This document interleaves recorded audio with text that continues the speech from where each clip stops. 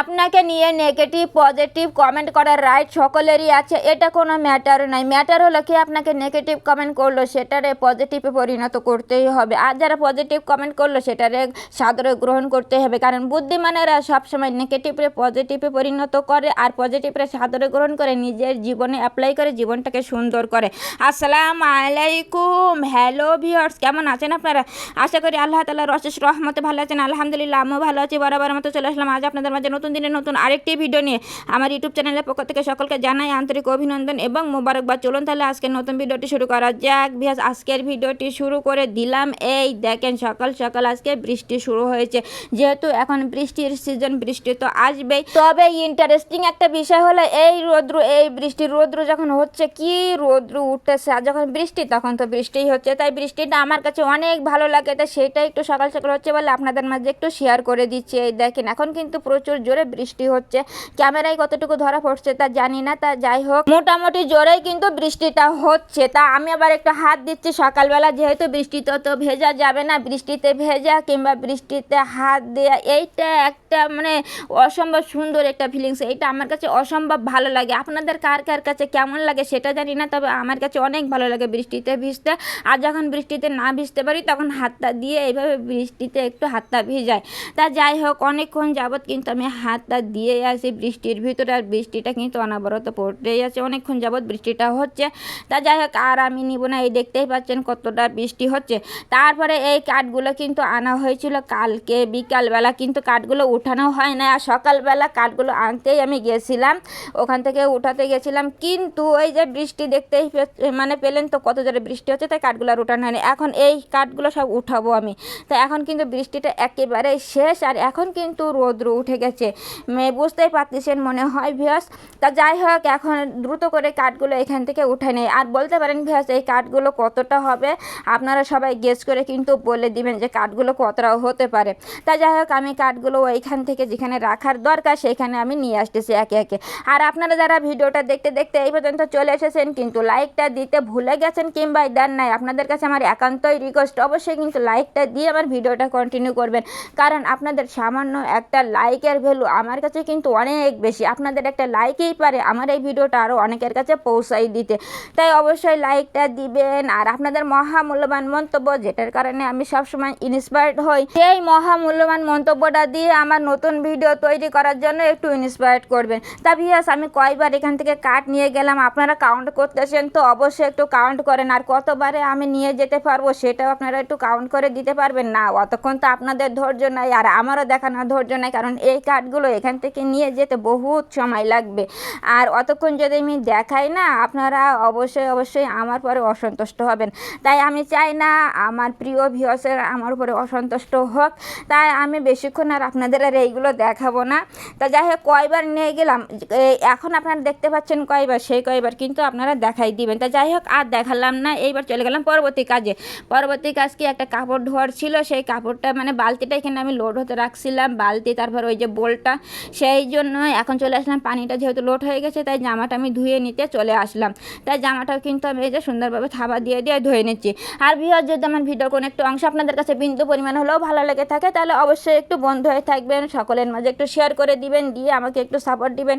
কারণ এই যে আপনাদের সাপোর্ট আমার খুবই দরকার। আর আপনারা যদি আমার বন্ধু হয়ে যান ইনশাল্লাহ আমিও আপনাদের বন্ধু হয়ে যাব। তা যাই হোক ভিউয়ার্স আমার হয়ে গেল জামাটা ধোয়া, আর এই যে পানিগুলো এখান থেকে ফেলাই দিয়ে এই জামাটা নিয়ে চলে গেলাম। আর এখন তো কাঁঠালের ভরপুর সিজন, কাঁঠাল খাওয়া হবে না সেটা কি হয়? কাঁঠালের সিজনে আজকে আনা হয়েছে 2টা কাঁঠাল, এই কাঁঠাল খাওয়া হবে। আর আল্লাহ পাক যখন যেই সিজনে যেই ফল দেয় সেটা কিন্তু উপকারী, তাই সব সিজনে সব ফল খাওয়াই কিন্তু প্রয়োজন। তাই যাই কাঁঠাল খেয়ে নেই। কাঁঠাল খাওয়া দাওয়া হয়ে গেছে, এবার কিন্তু বাজারটা শেয়ার করে দিই। আজকে আনা হয়েছে 2টা তেলাপিয়া মাছ, আর আনা হয়েছে পটল দিয়ে তেলাপিয়া মাছ রান্না করা হবে, আর আনা হয়েছে কিছুটা আলু, মানে এগুলো শেষ হয়ে গেছিলো তো আলু, তাই এই যে একেবারে বাজারগুলো একসাথে আপনাদের মাঝে একটু শেয়ার করে দিয়ে দিচ্ছি। এখানে পটল, আলু আর তেলাপিয়া মাছ আছে। আর এই তো পটলগুলো এই তো আমি ধোয়ার জন্য বালতির ভিতরে দিয়ে দিচ্ছি, সবজি আনার মাত্রই আমি ধুয়ে রাখি সম্ভব হলে। তাই এই তো আজকে একটু মানে ফাঁকা আছে তাই তাড়াতাড়ি করে সবজিগুলো ধুয়ে উঠায় রাখি, যেহেতু একটু পরে কাটা বাছা করতে হবে, তার ভিতরে পানিটা শুকাই যাবে। তাই এই তো আমি এই যে হাতের সাহায্যে মানে ধুয়ে নিচ্ছি বালতিতে করে।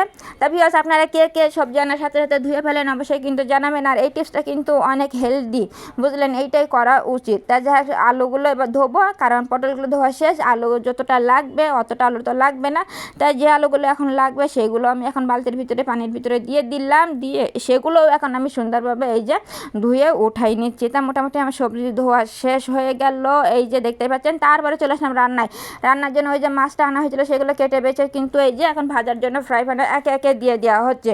তা এই তো আমি একে একে দিতেই আসি, দেওয়া শেষ হয়ে গেলে ততক্ষণ পর্যন্তই ভাজবো যতক্ষণ পর্যন্ত মাছগুলো লাল লাল না হবে। এই তো যতটা দেওয়া যায় ফ্রাই প্যানে একেবারে সবকটা দিয়ে দিলাম, এইবার ভেজে নিয়ে নেবো। আর এখানে দেখেন মশলা পানিটা গরম হয়ে গেছে, আর ওই যে আলু ওখান থেকে কিছুটা নিয়েছি, নিয়ে সেই আলুগুলো কুচাই এখন কিন্তু ভাজি করবো। মশলা পানি গরম হয়ে গেছে, তার সাথে অ্যাড করে দিলাম আলু কুচানো। এইবার কিন্তু সিদ্ধ হওয়ার জন্য একটু ঢেকে দিয়ে দিব কিছুক্ষণের জন্য। তাই এই তো ঢেকেই দিয়ে দিলাম। আর এখন কিন্তু হয়ে গেছে যে পেঁয়াজ রসুন ব্রাউন কালার হয়ে গেছে, তার উপরে দিয়ে দিলাম সেই আলুগুলা, মানে আলু কুচানোগুলা। এইবার কিন্তু অনেকক্ষণ যাবৎ ভাজতেই হবে, এইটাই কিন্তু ভাজির মেন স্টেপ। মানে ভাজিটা যত নাড়াচাড়া করে বেশিক্ষণ ভাজা যাবে ততই কিন্তু ভাজিটা সুন্দর লাগে খাইতে। এটা আমার ওপিনিয়ন, আপনাদের ওপিনিয়ন কি অবশ্যই কিন্তু জানিয়ে দিবেন।